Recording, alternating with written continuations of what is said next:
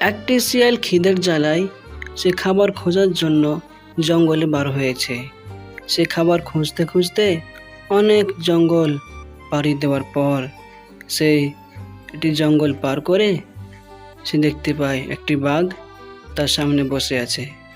শিয়ালটি সে বাঘের কাছে গিয়ে দাঁড়ায় আর তাকে বলে, এই যে বাঘ মামা, এখানে একা একা বসে মামির অপেক্ষা করছো নাকি?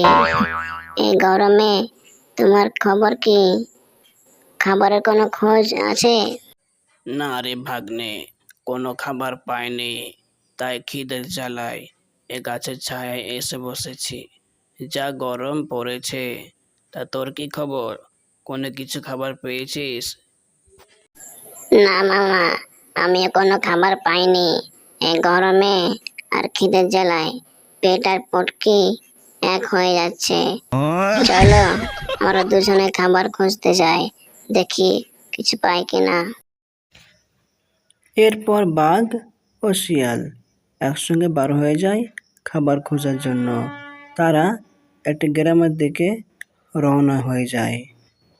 যেতে যেতে হালকা সন্ধ্যাও হয়ে যায়।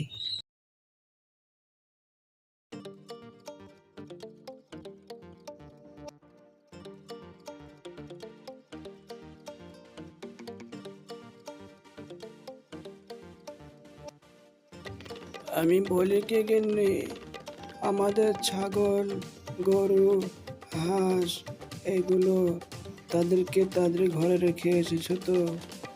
নাহলে আবার এই গ্রামে শিয়াল বাঘের অত্যাচার বেড়েছে। কবে যে এই অত্যাচার শেষ হবে দেখো গিয়ে। এদের অত্যাচার দিন দিন বেড়েই চলেছে। আমি সন্ধ্যা নামতেই মুরগি হাঁসগুলো তুলে দিয়েছি। এদেরকে শেষ করতেই হবে। মানুষ শান্তিতে থাকতে পারছে না। তুমি সর্দার সাহেবকে বলো কিছু একটা ব্যবস্থা করবে। হ্যাঁ মামা, তোমার কোনো বুদ্ধি নেই। মানুষ দেখলে আমাদেরকে আস্ত রাখবে না, তোমার বুদ্ধি বলতেই নেই। এই কথা শোনার পর বাঘ রেগে গিয়ে শিয়ালকে বলে, কি বললি? আমার বুদ্ধি নেই, আর তোর বুদ্ধি যেন বেড়ে গিয়ে তোর পিছন দিয়ে ঝরে ঝরে পড়ছে, তাই না? তা আমাকে কি পরীক্ষা দিতে হবে? আমার পরীক্ষা নিয়ে দেখ আমার বুদ্ধি আছে কি নেই। তোর চাইতে বেশি বুদ্ধি আছে আমার।